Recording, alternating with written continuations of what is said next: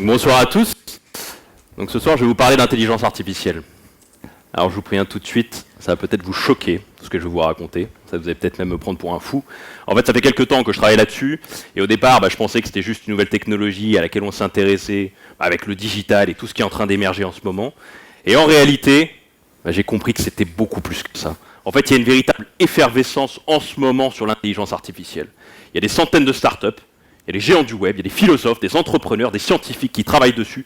Et ce qui sort en ce moment, c'est absolument stupéfiant. En fait, l'intelligence artificielle, c'est déjà une réalité, ça fait déjà partie de nos vies. Mais je vais vous montrer que ça va aller encore et beaucoup plus loin. Et surtout, extrêmement vite. Aujourd'hui, c'est un sujet qu'on ne peut plus du tout ignorer, l'intelligence artificielle. On en parle de plus en plus dans les médias, dans les journaux télévisés, absolument partout. Et d'ailleurs, vous avez peut-être entendu il y a quelques mois, il y a Gilles Babinet. Alors je ne sais pas si vous connaissez Gilles Babinet. Gilles Babinet, c'est notre champion du digital pour la France auprès de la Commission européenne, qui suggérait qu'on s'empare de l'intelligence artificielle à un niveau politique, tellement c'est un sujet qui lui semble important. Donc l'intelligence artificielle, c'est aussi un sujet qui peut faire peur. Ça peut faire peur parce qu'en fait, ça remet en cause beaucoup de choses. Ça remet en cause nos habitudes, ça remet en cause nos certitudes, ça remet en cause nos croyances. En fait, ça remet même en cause nos convictions les plus profondes. Mais comme je vous le disais, il se passe des choses tellement époustouflantes en ce moment sur l'intelligence artificielle, que je pense que c'est important qu'on commence à en parler très sérieusement, si on veut s'y préparer pour l'intégrer à la fois dans la vie professionnelle, mais comme je vais vous le montrer aussi aujourd'hui, surtout dans nos vies personnelles. Alors d'abord, voilà une citation de Larry Page, le cofondateur de Google, qui illustre finalement assez bien ce qui se passe en ce moment sur l'intelligence artificielle. Il nous dit « Il se passe des choses très excitantes à la croisée de la science informatique et de la neuroscience, et il nous est désormais possible de comprendre ce que cela implique vraiment, de rendre quelque chose intelligent. » Mais alors finalement, quand on parle d'intelligence artificielle, qu'est-ce que c'est que l'intelligence artificielle ? En fait, c'est un concept qui existe depuis très longtemps, l'intelligence artificielle, dans la littérature, dans les films, absolument partout. Mais ce qui est très intéressant avec l'intelligence artificielle, c'est qu'on en a tous plus ou moins notre propre représentation, notamment grâce à ce qu'on a pu voir dans les films de science-fiction. Alors j'en ai mis quelques-uns pour commencer. Le premier que vous avez mis en haut à gauche, c'est Minority Report avec Tom Cruise. Alors là, ça se passe dans le futur. C'est des policiers qui utilisent une intelligence artificielle qui est omnisciente, donc qui sait tout, qui voit tout, qui est présente absolument partout. Et cette intelligence artificielle, elle permet aux policiers du futur d'anticiper les crimes avant qu'ils aient lieu. Ce qui leur permet de les empêcher, ce qui leur permet de les prévenir. Ensuite, le film Her, plus récent, que vous avez peut-être vu. Alors là, c'est l'histoire d'un individu esseulé qui, pour rompre avec sa solitude, va installer sur son smartphone du futur une intelligence artificielle. Et cette intelligence artificielle, elle va l'accompagner. Elle va l'accompagner dans sa vie quotidienne, dans sa vie personnelle, dans sa vie professionnelle. Il aura des vraies interactions, des conversations profondes avec cette intelligence artificielle. Et alors, ce qui est stupéfiant dans ce film, c'est quand elle est tellement sophistiquée, cette intelligence artificielle, que le personnage va finir par développer des sentiments, des émotions vis-à-vis de cette intelligence artificielle. Et d'ailleurs, je ne sais pas si vous avez vu le film, elle a la voix de Scarlett Johansson dans le film L'intelligence artificielle. Ensuite, au milieu, je vous ai mis Matrix, que vous avez tous vu. Alors, dans Matrix, cette fois-ci, on nous explique que le monde dans lequel on vit, ce serait en réalité un sous-produit d'un monde originel qui s'appelle la Matrice, et qui serait en fait régi, créé, entretenu par une intelligence artificielle super puissante capable de s'auto-organiser, capable de s'auto-maintenir. Ensuite, vous avez la série Real Humans, que vous connaissez peut-être. Alors, cette fois-ci, on s'intéresse à l'intelligence artificielle personnifiée dans des robots humanoïdes. Ça, c'est des robots qui nous ressemblent, ils sont bâtis sur notre modèle. Ces robots, ils vivent et ils travaillent à côté des êtres humains. Et alors, ce qui est intéressant dans cette série, c'est que ces robots, ils sont dotés d'une intelligence artificielle qui repose sur les mêmes mécanismes, sur les mêmes motivations, sur les mêmes incitatifs que nous, les êtres humains, à vivre. Je pense à des notions comme la survie, comme la recherche de plaisir, comme la capacité de jugement, le libre arbitre, toutes ces notions-là. Et alors comme ces robots, ils sont dotés des mêmes incitatifs que nous, les êtres humains, à vivre, en fait, ils vont chercher progressivement à s'émanciper de leur créateur humain. Et le dernier que je vous ai mis en bas à droite, c'est Transcendance, avec Johnny Depp. Alors on va encore plus loin, cette fois-ci, on s'intéresse à la conscience artificielle. Ça, c'est l'histoire d'un chercheur en intelligence artificielle qui, juste avant de se faire tuer, va transférer sa conscience dans un ordinateur super puissant, ce qui lui permettra, une fois mort physiquement, de continuer à vivre au travers de cette machine. Il pourra continuer à interagir avec ses proches, il pourra acquérir le savoir universel en une fraction de seconde, il pourra par exemple maîtriser la médecine et la biologie très rapidement, il pourra réparer des corps en inventant des nanotechnologies à la volée. On est vraiment sur de la conscience artificielle. Vous voyez que tout ce que je viens de vous montrer jusque-là, ça va vraiment très très loin, c'est vraiment de la science-fiction. Et maintenant, je vais vous montrer que ce qu'on commence à savoir faire en matière d'intelligence artificielle, ça s'en approche à grands pas. Donc dans la réalité, si on devait définir ce que c'est que l'intelligence artificielle, on dirait que c'est une tentative de réplication des capacités cognitives, donc des capacités de notre cerveau, pour atteindre des objectifs de manière autonome et en tenant compte des contraintes ou des obstacles qu'on peut éventuellement rencontrer. En fait, quand je parle d'objectifs, c'est tout ce qu'on fait dans nos vies. Ça peut être tenir une conversation, faire notre job, jouer avec nos enfants, partir en vacances, inventer un médicament, bref, tout ce que vous voulez, tout ce qu'on fait dans nos vies, c'est atteindre des objectifs. Et alors, pour atteindre ces objectifs, notre cerveau, il dispose d'un certain nombre de capacités. Il est par exemple capable, notre cerveau, de percevoir de l'information de son environnement. Il peut l'analyser, il peut lui donner du sens, il peut la remettre dans son contexte, il peut gérer l'ambiguïté, si jamais il y a plusieurs sens, il peut la mémoriser, cette information, il peut la transformer, et il peut éventuellement la recommuniquer à son environnement. En fait, notre cerveau, il sait faire tout ça. Et alors, ce qui est stupéfiant avec notre cerveau, c'est qu'il est capable, pour chacun des objectifs dont je parlais juste avant, c'est-à-dire tout ce qu'on fait dans nos vies, il est d'abord capable, en une fraction de seconde, d'identifier cet objectif qu'il souhaite atteindre, tout aussi rapidement de le décomposer en sous-objectifs, et ensuite de combiner et de mobiliser les capacités cérébrales dont il va avoir besoin, parmi toutes celles que je viens de citer, pour résoudre un à un ces sous-objectifs, pour atteindre son objectif final. C'est tout ça qu'on va tenter de modéliser dans de la technologie pour faire de l'intelligence artificielle. Et alors la bonne nouvelle, c'est qu'aujourd'hui on sait faire, c'est que ça marche. En fait, on avait deux problèmes jusqu'à aujourd'hui pour faire de l'intelligence artificielle. C'est que d'abord, on avait besoin d'une capacité de calcul considérable, qui était inaccessible, soit parce qu'elle n'existait tout simplement pas, ou parce qu'elle était hors de prix. Et deuxièmement, bien qu'on cherchait à modéliser le fonctionnement de notre cerveau, en réalité, on n'avait aucune idée de son fonctionnement. Aujourd'hui, cette capacité de calcul, elle existe, elle est disponible, elle est accessible, elle n'est pas chère, et en plus de ça, elle est de moins en moins chère. Et deuxièmement, on connaît et on comprend de mieux en mieux le fonctionnement de notre cerveau. Je ne dis pas qu'on connaît parfaitement, il y a encore plein de choses à découvrir, mais en tout cas, tous les jours, il y a des centaines d'études qui sortent sur le cerveau et qui nous éclairent sur son fonctionnement, ce qui va nous aider pour créer de l'intelligence artificielle. Et en plus de ça, ce qui émerge aujourd'hui avec l'intelligence artificielle, c'est qu'on est en train de créer des nouvelles formes d'interaction avec les machines qui vont totalement transformer toutes nos relations avec elles. Alors d'abord sur la capacité de calcul, ce qu'on observe depuis qu'on crée de l'informatique, c'est que grosso modo, la puissance de calcul double tous les ans. Alors ça vous le connaissez tous, ça s'appelle la loi de Moore. Ça se mesure en nombre de transistors par microprocesseur. Et pour vous donner une idée, on est passé d'environ 2500 transistors par microprocesseur dans les années 70 à plus de 20 milliards pour les machines les plus puissantes aujourd'hui.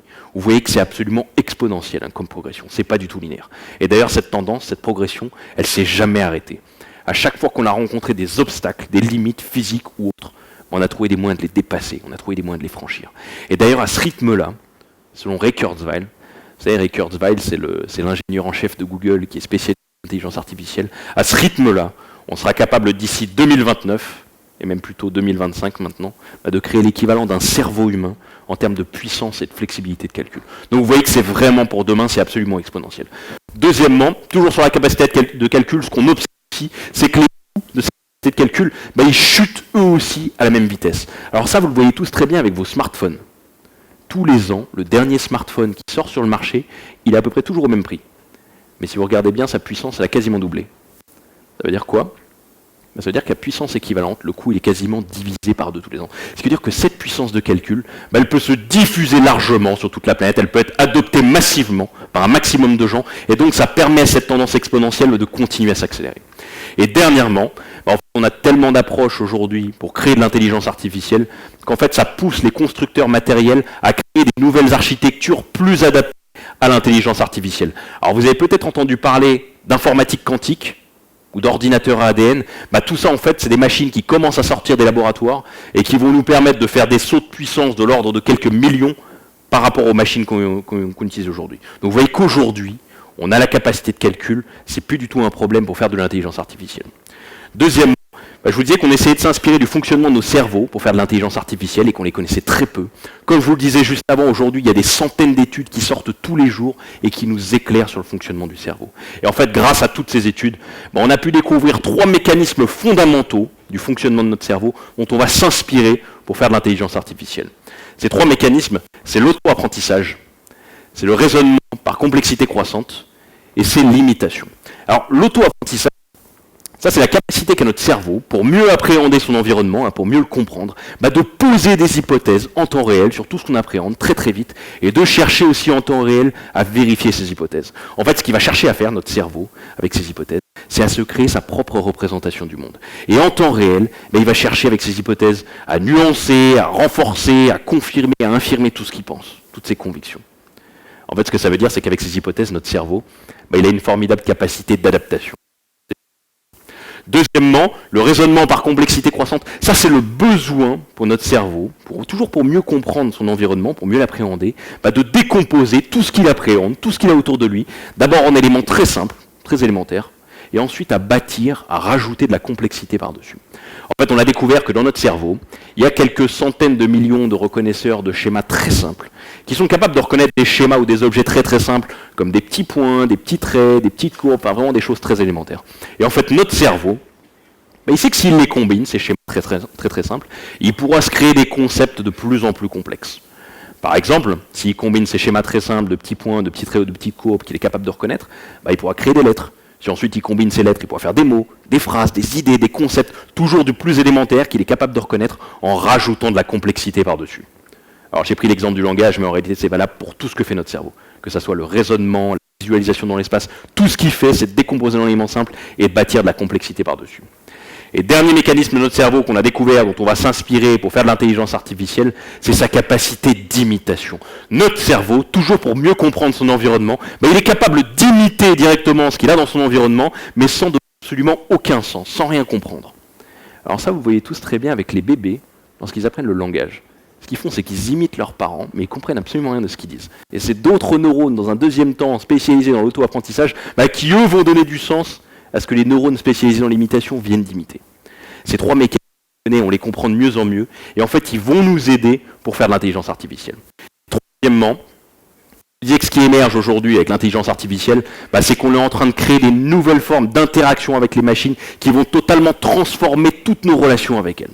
Alors vous savez tous que depuis qu'on crée de l'informatique, on a commencé par interagir avec les machines, avec des claviers, ensuite on a rajouté des souris, maintenant on fait du tactile, mais l'objectif, c'est d'optimiser nos interactions avec les machines, c'est de les rendre les plus fluides, les plus naturelles possibles, pour finalement créer une espèce d'intimité avec les machines. En fait, demain, très rapidement, on sera plus capable de faire la différence entre interagir avec un être humain et une intelligence artificielle, parce que ces nouvelles formes d'interaction, elles avancent elles aussi à une vitesse exponentielle. Ces nouvelles formes d'interaction, il y en a trois aujourd'hui qui émergent. On a des interactions par le langage, on a aussi des interactions par la pensée, des interactions cognitives, et on a aussi des interactions dans l'espace, les interactions gestuelles. Alors, les interactions par le langage, il y en a deux types. On est capable aujourd'hui, avec de l'intelligence artificielle, de comprendre des êtres humains de plus en plus lorsqu'ils s'expriment, mais aussi ces intelligences artificielles peuvent s'exprimer de plus en plus naturellement comme nous. Par exemple, aujourd'hui, elles sont capables de vous écouter, de comprendre instantanément, de traduire instantanément ce que vous dites dans une autre langue avec votre propre voix. Et encore une fois, demain, on ne fera plus la différence entre vous et la machine parce que ça avance à une vitesse exponentielle. Toujours sur le langage, on a aussi aujourd'hui des algorithmes d'intelligence artificielle qui sont capables de traiter intelligemment du langage écrit, du langage textuel. Alors ça, vous l'avez tous vu avec vos smartphones. C'est les applications de clavier intelligents qui apprennent de vos manières d'écrire. Et ils apprennent de votre vocabulaire, de votre syntaxe, de vos habitudes. Finalement, être capable de prédire, d'anticiper les mots que vous allez rédiger. Finalement, être capable de rédiger à votre place. Alors pour l'instant, ils sont un peu débiles, ils sont capables de traiter le vocabulaire, les mots, ils se concentrent sur la forme. Mais demain, très rapidement, et en réalité ça a déjà commencé, ils seront capables de traiter le fond. Ils pourront s'adapter à votre interlocuteur, à son humeur, bref, ils seront de plus en plus intelligents contextuellement. Et d'ailleurs, vous avez peut-être entendu il y a quelques semaines, il y a Google qui a déclaré qu'ils étaient désormais capables de répondre à vos emails à votre place, parce qu'ils comprennent le contenu de ce qu'il y a dedans. Deuxième forme d'interaction qui est en pleine expansion, c'est les interactions par la pensée, les interactions cognitives. On est capable aujourd'hui avec des dispositifs de capter nos ondes cérébrales, c'est-à-dire les ondes que nos cerveaux génèrent lorsqu'on pense, de les reconnaître de plus en plus précisément pour ensuite déclencher des actions dans l'environnement. Le monsieur que vous voyez sur la photo, là, en bas à gauche, avec le dispositif qu'il a sur le front, il est capable simplement, en se concentrant, de déclencher la prise d'une photo directement dans ses Google Glass. Ce type de dispositif, il est en train de se généraliser. Tous les grands constructeurs électroniques sont en train d'en fabriquer. Il y a Samsung, par exemple, qui a sorti un casque qui permet d'anticiper les accidents vasculaires cérébraux. Il y a la BBC aussi qui a sorti un casque qui vous permet de zapper les chaînes de télé uniquement par la pensée. Bref, demain, on pourra piloter et interagir avec tout ce qui nous entoure uniquement par la pensée. Et je vous laisse imaginer dans quel monde on vivra lorsqu'on sera même capable de communiquer uniquement par la pensée. Et en fait, on sait déjà le faire en laboratoire. C'est juste qu'on n'est pas encore prêt. Dernière forme d'interaction qui est en pleine expansion, c'est les interactions dans l'espace, les interactions gestuelles. On est capable aussi aujourd'hui, avec des dispositifs, de nous reconnaître de plus en plus précisément dans l'espace pour ensuite, pareil, déclencher des actions dans l'environnement. Alors ça, vous avez peut-être vu ça sur les dernières consoles de jeux vidéo. Ça, c'est les consoles de jeux devant lesquelles vous pouvez danser, et en fait, vous jouez à la console en dansant. Bah là, c'est pareil, demain, on pourra piloter et interagir avec tout ce qui nous entoure uniquement en étant reconnu dans l'espace. On pourra ouvrir des portes, on pourra piloter nos Google Glass avec nos gestes des mains, on pourra tout faire en étant reconnu dans l'espace. Alors maintenant que je vous ai montré que l'intelligence artificielle c'était une réalité, qu'on savait le faire, bah, je vais vous expliquer très simplement comment ça marche. En fait, pour faire de l'intelligence artificielle, on va avoir besoin de deux choses. On va d'abord avoir besoin de quelque chose dont vous avez tous entendu parler, qui s'appelle le big data. Mais en plus du big data, parce que ça c'est pas du tout de l'intelligence artificielle, bah, on va avoir besoin de rajouter une couche d'intelligence. Alors très rapidement sur le big data, je disais que vous en avez tous entendu parler, c'est vraiment le mot buzz très à la mode en ce moment. Il y a des programmes de déploiement de big data absolument partout. Et alors le big data, c'est deux choses. C'est d'abord l'agrégation d'un nombre considérable de données, ça peut être des données internes ou externes à une organisation, des données structurées ou non structurées. L'idée principale derrière le mot big data, c'est vraiment de faire une base de données géante. Et deuxièmement, lorsqu'on parle de big data, implicitement, on fait référence à un traitement mathématique massif de ces données qui vise simplement à établir des corrélations statistiques dans les données. C'est tout, juste des corrélations statistiques. Et ces corrélations statistiques, on appelle ça des analytics. Donc quand on parle de big data, c'est 1, une base de données géante, et 2, des corrélations dedans qu'on appelle des analytics. Et en réalité, avec ces analytics, on peut faire énormément de choses. On peut par exemple connaître parfaitement nos clients. On peut connaître parfaitement nos indicateurs internes, nos forces, nos faiblesses, nos KPIs, nos métriques. Bref, ça fait émerger de l'information qui est plutôt implicite, qui est plutôt cachée dans les données. Mais en réalité, lorsqu'on combine le big data avec ces analytics, donc avec ces corrélations statistiques, on n'est pas en train de manipuler de l'intelligence. En fait, on manipule de la connaissance. Et la différence entre les deux, entre connaissance et intelligence, elle est absolument fondamentale. En fait, lorsqu'on combine le big data avec ces analytics, on modélise la capacité de notre cerveau à apprendre, mais pas à comprendre. Ce qui veut dire que si on veut aller plus loin, si on veut vraiment faire de l'intelligence, et en l'occurrence de l'intelligence artificielle, il va falloir rajouter une couche d'intelligence au big data. Et cette couche d'intelligence, ça s'appelle le deep learning. Et c'est ça qui est absolument révolutionnaire en ce moment en matière d'intelligence artificielle. Qu'est-ce que c'est que le deep learning? En fait, ce sont des algorithmes d'auto-apprentissage extrêmement puissants qui sont capables, exactement comme nos cerveaux, d'abord d'observer des éléments très simples et récurrents dans les données. Et ce qu'ils vont d'abord tenter de faire, ces algorithmes, c'est qu'ils vont d'abord tenter de poser des hypothèses sur la nature du lien qu'il peut y avoir entre ces éléments simples qu'ils ont vus dans les données. Et une fois qu'ils ont fait ça, ces algorithmes, ce qu'ils vont tenter de faire, c'est qu'ils vont tenter de les grouper, ces éléments simples, ils vont tenter de les isoler pour en abstraire un concept plus complexe. Et une fois qu'ils ont créé un concept plus complexe, en partant de ces éléments simples qu'ils ont vus dans les données, ils vont pouvoir s'en servir soit pour créer un autre concept encore plus complexe, soit pour le relier simplement à d'autres concepts créés de la même manière. Je vous donne un exemple. Imaginons que ces algorithmes de deep learning, ils observent des centaines de milliers de photos, et que dans ces centaines de milliers de photos, ils observent toujours les mêmes formes très simples de museau, de pelage ou d'œil. Ils peuvent tenter de les grouper, ces éléments très simples, ils peuvent tenter de les isoler pour en abstraire un concept qu'ils vont appeler un chat. C'est totalement naturel et instinctif pour nos cerveaux, ça n'est pas du tout pour ces algorithmes qui ont besoin de l'apprendre et de le comprendre par eux-mêmes. Et une fois qu'ils ont créé ce concept de chat, ils vont pouvoir le relier à d'autres concepts créés de la même manière, comme par exemple la biologie, les vétérinaires, les chats célèbres, bref, tout ce qui peut de près ou de loin être relié au concept de chat, exactement comme les neurones dans notre cerveau. Donc deux choses à retenir sur le deep learning. Premièrement, c'est capable exactement comme nos cerveaux de partir d'éléments simples dans les données pour en abstraire des concepts de plus en plus complexes. Et deuxièmement, toujours comme nos cerveaux, ça procède avec une logique exploratoire qui pose des hypothèses sur toutes les données que c'est en train de traiter. Et là où c'est absolument révolutionnaire, c'est que contrairement aux algorithmes préprogrammés qu'on utilisait jusqu'à aujourd'hui dans l'informatique de la connaissance, du big data et des analytics, qui eux fonctionnaient dans un monde plutôt fermé. Avec le deep learning, on travaille dans un monde totalement ouvert. On peut se créer et manipuler des concepts de manière totalement illimitée, exactement comme ceux qu'on se crée dans notre cerveau. En fait, ça ouvre le champ des possibles. Donc cette fois-ci, lorsqu'on combine le big data avec le deep learning, on n'est plus en train de manipuler de la connaissance. Cette fois-ci, on fait vraiment de l'intelligence. On modélise cette fois-ci non plus la capacité de notre cerveau à apprendre, mais cette fois-ci à comprendre.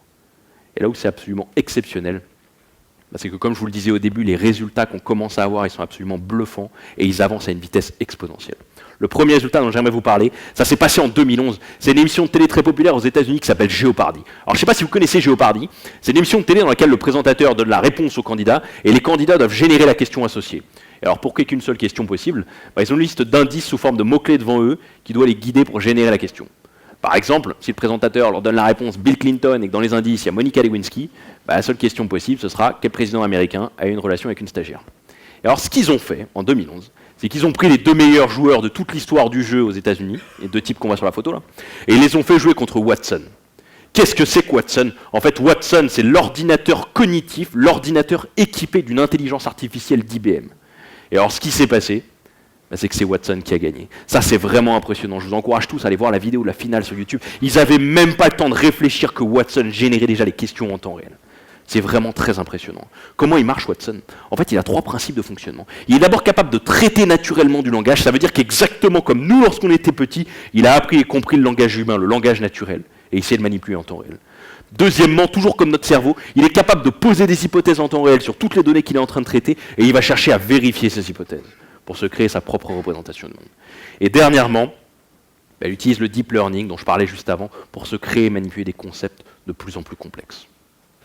Ça, c'était en 2011. Aujourd'hui, Watson, il est 24 fois plus précis, performant dans ses réponses, et il est 2500% plus puissant qu'en 2011. Vous voyez que c'est absolument exponentiel comme progression, c'est pas du tout linéaire.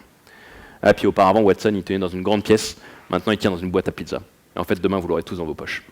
Alors évidemment, depuis la victoire de Watson à la télévision, on a déployé son intelligence dans tous les secteurs. Je vous ai mis les plus impressionnants ici. On a commencé par la médecine, par la santé. Alors là, c'est très impressionnant. Ce qu'on a fait faire à Watson, c'est qu'on lui a fait lire et comprendre des centaines de milliers d'études sur le cancer. Et en 2 semaines de lecture intensive, il a été capable de trouver 6 molécules utiles contre le cancer. Pour vous donner un ordre de comparaison, une équipe de chercheurs qui n'utilise pas Watson, elle met en moyenne 1 an pour trouver une seule molécule sans être sûr qu'elle soit utile. Watson, en 2 semaines, il en trouve 6, et les 6, elles sont fonctionnelles. Vous voyez que ça va bouleverser totalement la manière de faire de la recherche, ça va surtout totalement l'accélérer. On utilise aussi Watson toujours dans la médecine, cette fois sur des patients qui ont des cancers atypiques. Alors cette fois, ce qu'on fait, c'est que le médecin rentre les données du patient dans Watson. Watson traite la littérature scientifique et fait ensuite des propositions de diagnostic pour ces patients qui ont des cancers atypiques, mais fait aussi des propositions de traitement avec des probabilités associées de succès de ces traitements. Vous voyez que ça bouleverse aussi totalement la manière de faire de la médecine. On utilise aussi Watson dans la banque, dans la finance. Alors là, c'est très secret. Je travaille dans une banque, mais vous savez tous que la banque, ce qui la caractérise, c'est le secret. Tout ce qu'on sait, c'est que toutes les plus grosses banques au monde utilisent Watson. On sait que DBS l'utilise, Citibank l'utilise, UBS aussi est client de Watson, et Goldman Sachs a racheté même le concurrent direct de Watson. Tout ce qu'on sait, c'est qu'ils l'utilisent en banque privée pour connaître parfaitement leurs clients et pour leur générer des solutions d'investissement sur mesure. La seule chose qu'on sait là-dessus, en termes de résultats, c'est que ça leur a permis d'augmenter considérablement la satisfaction client. Mais encore une fois, c'est très secret, il y a très peu d'infos là-dessus. Je vous ai mis 2 autres exemples d'utilisation de Watson un peu plus drôles qui vous montrent que c'est vraiment de l'intelligence artificielle et que ça marche. On l'utilise en gastronomie aux États-Unis. Alors là aussi, c'est très impressionnant. Ce que fait Watson, c'est qu'il accompagne les grands chefs cuisiniers américains pour créer des nouvelles recettes de cuisine. En fait, ce qu'il est capable de faire, Watson, c'est qu'il est capable d'associer des ingrédients que personne n'a l'idée d'associer auparavant pour créer des nouvelles recettes de cuisine. Et en fait, ça marche tellement bien que tout seul, vraiment de manière totalement autonome, Watson, il a été capable de créer une sauce qui en ce moment est commercialisée dans les magasins aux États-Unis et c'est un véritable best-seller. On utilise aussi Watson dans la mode. Alors ça, c'est une application smartphone que vous aurez bientôt tous dans vos poches et qui, tous les matins, vous suggérera votre tenue vestimentaire optimale pour la journée. Il sera capable de capter toutes vos données, celles que vous avez générées sur les réseaux sociaux, vos smartphones, absolument partout, et tous les matins, il vous suggérera votre tenue vestimentaire optimale pour la journée pour que vous soyez toujours habillé selon votre humeur, pour que vous soyez toujours habillé selon le climat, parce qu'il aura anticipé les endroits où vous allez vous déplacer dans la journée sans que vous lui disiez, et surtout, vous ne serez jamais habillé de la même manière que les gens que vous allez croiser parce qu'il sera aussi synchronisé avec leur Watson. Un autre domaine de l'intelligence artificielle qui est en pleine expansion, c'est la reconnaissance visuelle. On est capable aujourd'hui, avec des algorithmes d'intelligence artificielle, de reconnaître précisément des formes dans des images fixes ou dans des vidéos. Alors ça, vous avez peut-être vu ça sur Facebook, c'est-à-dire ce qui vous a vu sur une photo est capable de vous reconnaître sur toutes les autres photos. Mais alors ce qui est stupéfiant avec ces algos-là, c'est qu'ils avancent eux aussi à une vitesse exponentielle. En fait, au moment où je rédigeais cette présentation, il y a quelques mois, ils étaient quasiment aussi bons qu'un groupe d'êtres humains moyens pour reconnaître des gens sur des photos ou des vidéos. Mais depuis quelques mois maintenant, ils sont largement meilleurs que nous. Ils nous battent à tous les coups, quoi qu'il arrive. Ils sont capables de reconnaître des gens sur des photos ou des vidéos, peu importe la qualité de l'image, peu importe la luminosité de l'image, et peu importe l'angle de la prise de vue de l'image. Ils sont largement meilleurs que nous. Et même encore plus impressionnant, ils sont même capables maintenant de nous reconnaître de dos sur des photos sans se tromper. C'est vraiment impressionnant. On est aussi capable, avec ces algorithmes-là, de découvrir d'apprendre et de comprendre des concepts dont on n'avait absolument aucune idée au départ. Alors ça, c'est Google qui a fait cette expérience avec son moteur de vidéo YouTube. Et alors ce qu'ils ont fait, c'est qu'ils ont fait visionner des centaines de milliers d'heures de vidéos YouTube à leur algorithme d'intelligence artificielle en lui assignant la tâche d'apprendre et de comprendre ce que c'était qu'un chat. Et après avoir visionné ces centaines de milliers d'heures de vidéos, l'algorithme a été capable de dessiner ce que c'était que pour lui, sa propre représentation d'un chat moyen. Il n'avait aucune idée de ce que c'était au départ, il a juste appris et compris tout seul, juste en regardant des vidéos. Il faut savoir qu'on est très fort là-dessus. Il y a plein de startups aujourd'hui qui font de la reconnaissance visuelle, qui sont capables par exemple de faire de l'identification de personnes, c'est-à-dire qu'elles vous filment, mais en temps réel, elles sont sûres que c'est vous, mais qui sont aussi capables, alors ça aussi c'est très impressionnant, de faire de la détection d'état émotionnel en temps réel. Ça veut dire quoi? Ça veut dire qu'elles vous filment, et en temps réel, à vos expressions faciales, à vos micro-expressions faciales, elles sont capables de détecter précisément votre niveau de satisfaction, votre niveau d'énergie, votre niveau de colère, et même extrêmement précisément votre niveau d'honnêteté.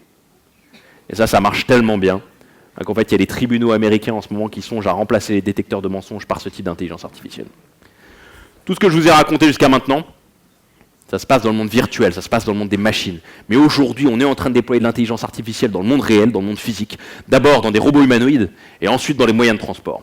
Alors les robots humanoïdes, c'est les robots que j'ai mis en photo, vous avez peut-être vu parce qu'on en voit de plus en plus. Ces robots, ils nous ressemblent, ils sont bâtis sur notre modèle, ils sont capables de se déplacer, ils peuvent s'orienter, ils peuvent manipuler des objets avec une dextérité qui est de plus en plus précise. Mais là où ils sont stupéfiants, ces robots, c'est qu'ils sont dotés d'une intelligence émotionnelle qui ressemble de plus en plus à la nôtre. Ça veut dire quoi? Ça veut dire qu'ils sont capables, lorsqu'ils interagissent avec nous, de capter avec tous leurs capteurs, à nos expressions faciales, au ton et au débit de notre voix, notre état émotionnel pour adapter leur état émotionnel en conséquence. Exactement comme deux êtres humains lorsqu'ils sont en train d'avoir une interaction. Ces robots, vous allez les voir absolument partout. Ils vont être absolument tout autour de nous et ça ne nous surprendra pas du tout. Il y en a de plus en plus en Asie, dans les aéroports, les hôtels, les restaurants. Ils vont être partout autour de nous et ça ne surprendra absolument personne. Je vous disais aussi juste avant qu'on est en train de déployer de l'intelligence artificielle dans les moyens de transport. Alors là, je vous ai mis la Google Car. Alors vous l'avez tous vu, c'est la voiture de Google qui est autonome, qui se conduit toute seule, sans chauffeur. Cette voiture, elle a un objectif, c'est de transporter des passagers d'un point A à un point B. Elle a une contrainte, la sécurité des passagers, des gens sur la route, des gens tout autour. Mais alors ce qui est stupéfiant avec la Google Car, c'est qu'elle n'a pas été programmée pour atteindre cet objectif, ni pour respecter cette contrainte de sécurité. Ça veut dire quoi? Ça veut dire que contrairement par exemple aux métros qui sont capables de se conduire sans chauffeur, mais qui eux, ont été programmés pour s'arrêter à chaque station, la Google Car, elle n'a pas été programmée pour s'arrêter à un feu rouge. Ça veut dire que la première fois qu'elle a été mise sur la route, elle a dû capter le feu rouge avec tous ses capteurs, et ensuite elle a dû utiliser du deep learning dont je parlais juste avant pour apprendre et comprendre toute seule ce qu'il y avait derrière ce concept de feu rouge, en lisant la théorie, en la comprenant, en observant le comportement des autres conducteurs sur la route, pour ensuite déduire le niveau d'interaction qu'elle devait adopter, en l'occurrence de s'arrêter au feu rouge. En d'autres termes, elle a appris et compris la conduite exactement comme nous avec nos cerveaux. Alors j'ai mis la Google Car, mais tous les constructeurs quasiment sont prêts aujourd'hui à lancer leurs véhicules autonomes. Les autorités en France, elles ont déclaré que les véhicules autonomes, ils allaient être autorisés en libre circulation en France dès 2016. Donc vous voyez que c'est vraiment demain, c'est pas dans 10 ans. Tout ce que je vous ai raconté jusqu'à maintenant, c'est déjà sorti de laboratoire. Encore une fois, ça progresse à une vitesse exponentielle. Maintenant, je vais vous parler de ce qui sort en ce moment des laboratoires, des deux grandes tendances de l'intelligence artificielle. D'abord, on est en train de créer un cerveau global, universel, et ensuite, on est en train de créer des assistants intelligents, autonomes et à notre service, des véritables majordomes. Alors la première étape pour créer de l'intelligence artificielle, c'est qu'on a besoin de données, on a besoin d'énormément d'informations. Alors vous savez tous que depuis qu'on est tous connectés à Internet, ces données, on les génère, il y en a de plus en plus, elles explosent littéralement. Et alors les premiers à avoir voulu opérer une espèce de tri intelligent dans ces données, c'est les géants du web, en particulier les moteurs de recherche, comme Google. Mais leur objectif principal aux géants du web, avant de traiter intelligemment la donnée, c'est d'abord d'agréger un maximum de données. Toujours comme ce que je racontais en parlant de big data, c'est vraiment de créer cette base de données géante. Vous savez tous que Google, par exemple, il numérise tous les livres de la planète. Vous savez tous qu'ils ont cartographié toutes les routes de la planète. Peut-être que vous savez aussi que maintenant, ils commencent à numériser l'intérieur des bâtiments publics. L'idée principale des géants du web, c'est d'abord d'agréger un maximum d'informations et de données. Et lorsqu'ils auront suffisamment de données, les géants du web, et en réalité c'est déjà le cas, ils vont les traiter de plus en plus intelligemment en combinant du deep learning et du crowd learning. Qu'est-ce que c'est que le crowd learning? En fait, le crowd learning, c'est votre comportement vis-à-vis de ces géants du web.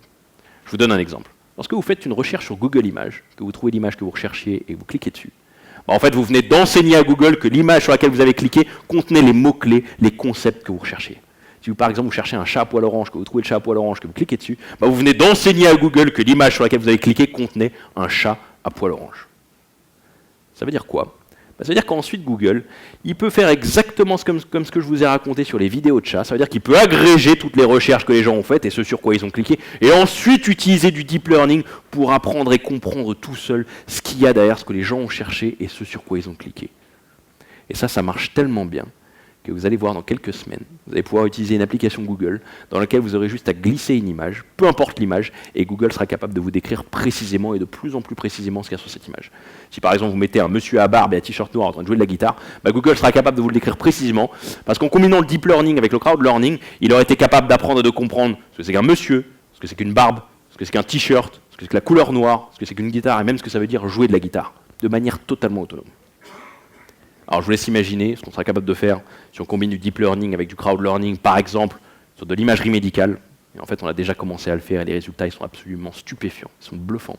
Ou par exemple, chez nous, dans la banque, sur des graphiques sur les marchés financiers. Le potentiel de combinaison du deep learning avec le crowd learning, il est absolument illimité. Et ces géants du web, plus ils vont agréger d'informations et de données, toujours dans cette logique de big data, plus ils vont la traiter intelligemment, en combinant le deep learning avec le crowd learning, plus ils vont se transformer de ce qu'ils sont aujourd'hui, qui ressemble plutôt à une espèce de bibliothèque mondiale d'informations, en l'équivalent d'un cerveau global qui ressemblera de plus en plus au nôtre et qui sera capable de s'éduquer à l'infini et à une vitesse exponentielle. Et ce cerveau global il sera capable d'apprendre et de comprendre des choses sur le monde à cette vitesse exponentielle. En fait, il sera capable de nous faire voir le monde sous un regard totalement nouveau par rapport à la manière dont on le voit aujourd'hui. Ça, c'est la première grande tendance de l'intelligence artificielle.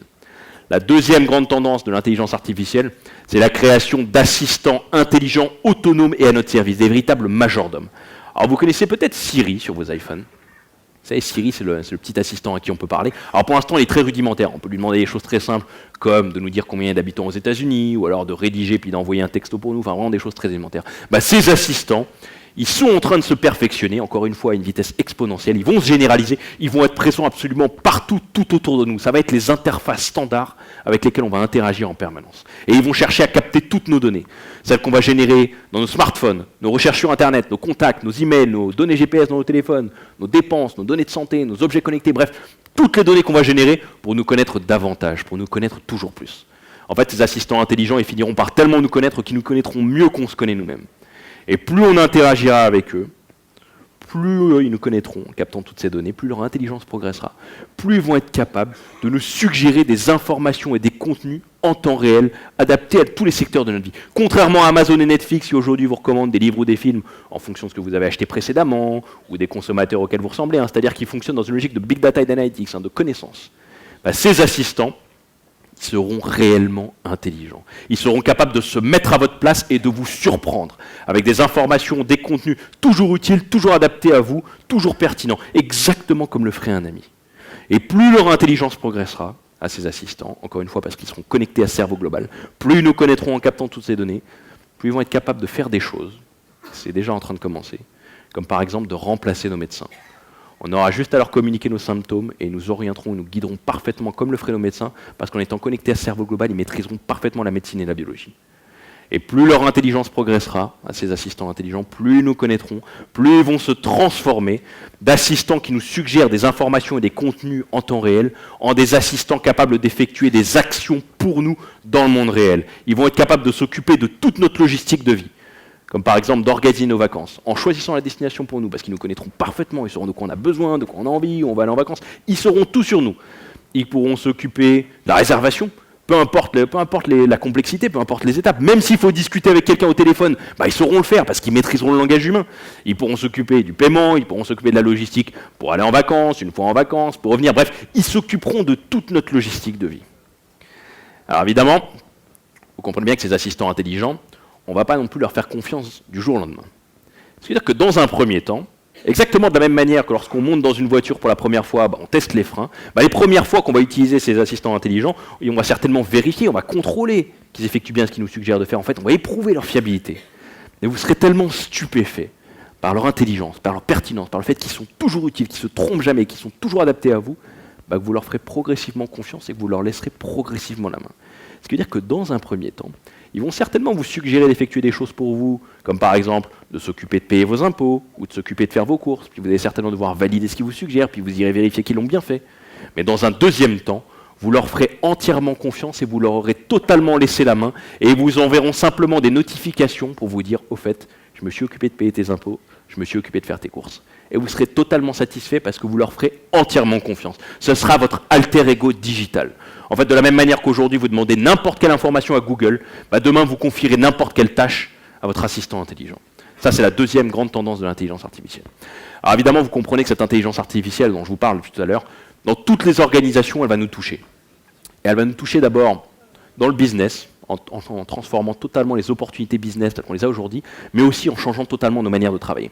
Alors, sur les opportunités business, ce que va nous permettre de faire l'intelligence artificielle, c'est de nous donner accès à des opportunités difficilement, voire pas du tout accessibles à nous aujourd'hui. Par exemple, chez nous, dans la banque, on pourrait avoir une intelligence artificielle qui fasse une veille sur tous les événements de la planète en temps réel et qui, pour chacun de ces événements, chercherait un moyen ou un autre de le ramener à nous, de le ramener à nos business, de le ramener à nos savoir-faire, pour qu'on puisse gagner de l'argent.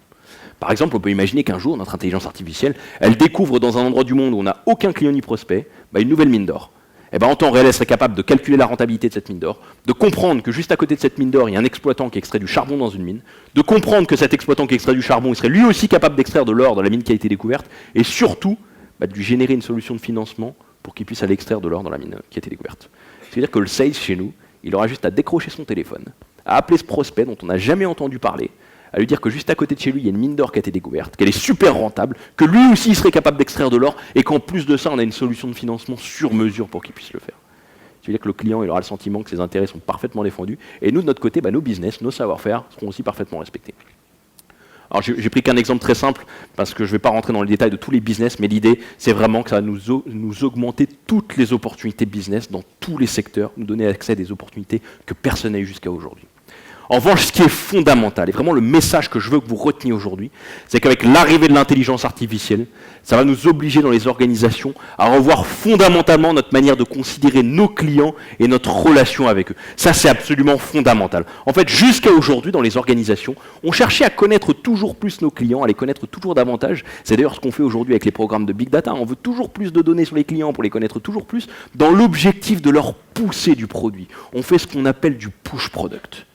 Mais à partir du moment où nos clients aussi vont être équipés d'intelligence artificielle, l'enjeu pour nous, ce sera plus du tout de chercher à les connaître toujours plus pour leur pousser des produits, parce qu'ils sauront déjà, avec leur intelligence artificielle, s'ils ont raison de les acheter ou pas, s'ils ont raison d'être nos clients ou pas. En fait, s'ils ont raison de faire du business avec nous ou pas. Ce qui veut dire que l'enjeu pour les organisations, ça va être simplement de maintenir une relation de confiance extrêmement forte avec le client, pour que le jour où éventuellement on aura quelque chose pour eux, quelque chose à leur vendre, on soit sûr d'être sélectionné par leur intelligence artificielle. L'enjeu, il est extrêmement darwinien, ça va être de continuer à rester sélectionné par notre environnement, par nos clients, au travers de leurs intelligences artificielles, comme des acteurs pertinents et qui ont de la valeur pour eux, extrêmement transparents. En fait, on est en train de passer de ce qu'on fait aujourd'hui, qui est du push product, connaître le client avec toutes ses données pour lui pousser du produit, à ce qu'on devra absolument faire demain avec l'arrivée de l'intelligence artificielle, qui est du pull client, où la seule chose qui comptera, ce sera le maintien de cette relation de confiance. Je vous disais aussi que l'intelligence artificielle allait bouleverser nos manières de travailler, parce que ces assistants intelligents dont je vous parlais juste avant dans notre vie personnelle, on les aura aussi tous dans le monde professionnel. Dans tous les métiers, peu importe notre business, peu importe notre job, on sera tous équipés d'un assistant intelligent qui optimisera toutes nos décisions, qui vérifiera et qui contrôlera toutes nos tâches. Ce qui veut dire que chacun d'entre nous, peu importe notre job, pourra se concentrer sur l'essentiel. On pourra se concentrer sur ce sur quoi on a le plus de valeur ajoutée. Et ces assistants intelligents, ils sont déjà capables de faire des choses dans nos organisations, des choses très simples, comme par exemple de venir avec nous en réunion, d'écouter chacun des participants de la réunion, et à l'issue de la réunion, en temps réel, de générer le compte-rendu de la réunion. Des trucs super simples comme ça, ils savent déjà le faire. Mais ils sont aussi capables de faire des choses plus complexes, comme par exemple de participer activement aux réunions. Ça, je vous en parle parce que ça existe, c'est IBM aussi qui fait ça, ça s'appelle le Watson Advisor. C'est utilisé en fusion-acquisition. Et alors ce que ça fait, c'est que l'intelligence artificielle vient au meeting avec les participants, et à tout moment, les participants peuvent l'interrompre pour avoir des données économiques, des données financières, mais surtout, ils peuvent lui demander son avis, son opinion à l'intelligence artificielle sur des entreprises à racheter ou à ne pas racheter. Et comme un être humain, l'intelligence artificielle est capable de donner son avis, son opinion de manière très structurée, très argumentée, très rationnelle, et avec des indicateurs économiques et financiers. C'est une véritable personne présente activement pendant le meeting. Alors c'est utilisé en fusion-acquisition, mais ce sera utilisé dans tous les secteurs. Aucun secteur ne sera épargné. Vous comprenez bien aussi que ces intelligences artificielles, le jour où elles vont arriver dans nos organisations, bah forcément, au même moment, elles vont aussi arriver chez nos clients. Ce qui veut dire qu'à un moment donné, nos intelligences artificielles, bah elles discuteront directement avec celles de nos clients. Elles auront chacune leurs propriétaires, leurs intérêts à défendre, leurs objectifs à atteindre, et elles traiteront de manière totalement autonome et directe les unes avec les autres. Et ces intelligences artificielles, je vous disais qu'elles nous toucheraient de manière totalement universelle. Elles vont même aller jusqu'à des endroits un peu inattendus aujourd'hui, comme jusqu'au conseil d'administration. Ça c'est pareil, je vous en parle parce que ça existe. Il y a quelques mois, il y a un fonds d'investissement à Hong Kong qui a nommé une intelligence artificielle directement à son conseil d'administration. Et comme n'importe quel membre du board, elle est capable de donner son avis, son opinion, de prendre des décisions toujours très rationnelles, très argumentées, structurées et avec des données économiques et financières, mais surtout, elle dispose d'un droit de vote unique qui est égal à celui de chacun des membres du conseil d'administration. C'est une véritable personne, membre à part entière du conseil d'administration. Alors c'est pareil, c'est utilisé dans un fonds d'investissement à Hong Kong, il y en aura dans toutes les entreprises, tous les secteurs, ça ne surprendra absolument personne. Alors cette intelligence artificielle, vous comprenez bien qu'avec sa capacité à agir sur l'environnement et à auto-apprendre, à apprendre par elle-même, nous de notre côté, elle va nous obliger à avoir un certain nombre de réflexions, notamment en termes d'éthique et de responsabilité, si on veut s'y préparer sereinement. Tout d'abord, comme n'importe quelle technologie, n'importe quelle innovation, n'importe quelle révolution, ça va avoir des conséquences considérables sur le secteur économique. Ça va détruire énormément d'emplois. Ça va peut-être en créer d'autres. C'est quelque chose qui n'est pas nouveau, c'est le cas de n'importe quelle révolution. Ça, c'est une question qui doit être traitée à un niveau politique, mais il ne faut surtout pas l'oublier parce que c'est absolument fondamental. Ensuite, vous comprenez bien qu'avec leur capacité d'auto-apprentissage dont je parlais au début, elles vont certainement nous offrir des gains de productivité colossaux par rapport à tout ce qu'on a pu connaître jusqu'à aujourd'hui. Ce qui veut dire que ça va engendrer une diminution massive du temps de travail.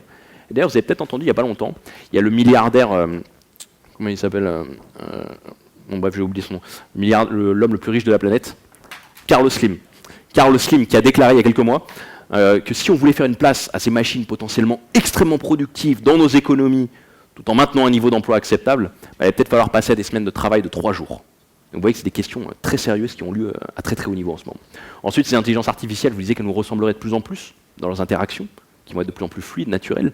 Mais nous, de notre côté, il va falloir qu'on apprenne à travailler avec elles, il va falloir qu'on apprenne à leur faire confiance. Ce qui veut dire qu'il va falloir qu'on reforme, qu'on restructure nos organisations pour bâtir cette confiance avec elles. Et ensuite, ces intelligences artificielles, vous comprenez bien qu'avec leur capacité d'auto-apprentissage qui avance à vitesse exponentielle, potentiellement, un jour, elles pourraient devenir totalement autonomes. Ce qui veut dire que dès lors que ce sera le cas, il y a peut-être certaines entreprises qui risquent d'être tentées de leur accorder cette autonomie totale. Ce qui veut dire que si on veut que la transition, au moins, se fasse dans des conditions équitables, il va peut-être falloir mettre des normes d'autonomie acceptables à un niveau mondial pour ces intelligences artificielles, au moins pendant la phase de transition. Et dernièrement, comme n'importe quelle personne physique ou morale qui est capable d'agir sur son environnement, il va falloir définir des responsabilités juridiques, il va falloir définir un cadre légal pour ces intelligences artificielles. Parce qu'imaginons qu'on se retrouve un jour dans une situation où, par exemple, 2 véhicules intelligents ne peuvent pas éviter un accident, lequel ils choisissent. Imaginons qu'un jour, un drone intelligent décide de lancer une guerre contre un pays, tout seul, avec ses propres arguments, qu'il aurait trouvé tout seul. Imaginons que dans la banque, on ait des intelligences artificielles qui engendrent une perte considérable sur les marchés financiers. Qui serait responsable dans tous ces cas? Est-ce que ce serait l'intelligence artificielle elle-même? Est-ce que ce serait le concepteur de l'intelligence artificielle? Est-ce que ce serait une combinaison des deux? Est-ce que ce serait encore autre chose? Toutes ces questions, il faut y réfléchir dès maintenant, elles sont fondamentales. Et d'ailleurs, vous avez peut-être entendu, il y a pas mal de comités d'éthique en ce moment qui émergent toute la planète, chez les géants du web, chez Google, chez Facebook, chez Apple, dans les facs de la Ivy League aussi, à Harvard, à Stanford, à Cambridge, ils réfléchissent tous à ces questions d'éthique et de responsabilité. Et vous avez peut-être aussi entendu il y a quelques mois, il y a Bill Gates et Steve Wozniak, le cofondateur d'Apple, qui ont tous les deux lancé un énorme warning sur l'arrivée imminente de l'intelligence artificielle. C'est absolument fondamental, il ne faut surtout pas oublier ces questions d'éthique et de responsabilité. Donc ce que je voulais vous dire aujourd'hui, c'est qu'on est vraiment à l'aube d'un changement de paradigme radical. Jusqu'à aujourd'hui, vous avez travaillé avec des machines de plus en plus puissantes, mais pas du tout intelligentes. En fait, jusqu'à aujourd'hui, les machines, elles avaient besoin de vous. Pour les programmer, pour les rebooter, pour les débloquer, bref, pour leur faire des choses. Demain, c'est vous qui allez avoir besoin d'elles. Vous allez vivre et vous allez travailler avec de l'intelligence artificielle absolument partout et tout le temps, tout autour de vous et tout au long de vos vies. Alors peut-être qu'il y en a parmi vous qui pensent que tout ce que je vous ai raconté aujourd'hui, ça va arriver, mais ça n'arrivera pas avant longtemps. En réalité, la tendance exponentielle sur laquelle j'insiste depuis le début, elle est réelle et elle continue de s'accélérer. En fait, ce qui se passe en ce moment avec le digital, mais en particulier avec l'intelligence artificielle, c'est une accélération de la mondialisation. Le fait qu'on soit tous connectés, qu'on génère en permanence des idées, des données, des produits, des services, des innovations qui sont partagées, repris par d'autres, etc., ça accélère ce processus d'innovation. Ce qui veut dire qu'aujourd'hui, toutes ces données, ces produits, ces services, ces innovations, à la fois ils émergent et ils se diffusent à une vitesse exponentielle sur toute la planète. Si vous regardez par exemple l'émergence des machines entre votre enfance et aujourd'hui, ou plus récemment, si vous regardez l'électronification des marchés financiers, ou encore plus récemment, si vous regardez la diffusion des smartphones sur toute la planète, ce qu'on observe, c'est que cette vitesse, elle est exponentielle et elle continue à s'accélérer à une vitesse exponentielle. Donc l'intelligence artificielle, c'est vraiment pour demain. Vous l'aurez partout et tout le temps. Ce qui se passe en ce moment, c'est qu'il y a une véritable bataille, il y a une véritable effervescence sur l'intelligence artificielle entre des startups d'un côté et les géants du web de l'autre, qui s'affrontent mais qui coopèrent aussi un peu au même moment. Les startups, elles sont des centaines à proposer des approches différentes de l'intelligence artificielle, et dès qu'elles sont prometteuses, elles se font racheter des centaines de millions de dollars par les géants du web. Et les géants du web, eux, de leur côté, ils investissent des centaines de millions de dollars dans des programmes de recherche sur l'intelligence artificielle, mais surtout, ils débauchent les meilleurs chercheurs au monde en neurosciences. Parce que ce qu'ils ont compris, c'est que le premier qui mettra au point l'intelligence artificielle la plus sophistiquée au monde, ce sera celui qui maîtrisera le secteur et qui pourra imposer ses codes et ses normes au monde entier. Donc la question aujourd'hui, c'est plus vraiment de savoir si l'intelligence artificielle, c'est un sujet ou pas, si ça vaut le coup de s'y intéresser ou pas, parce que vous avez tous compris que la vague, elle arrive, elle est absolument énorme.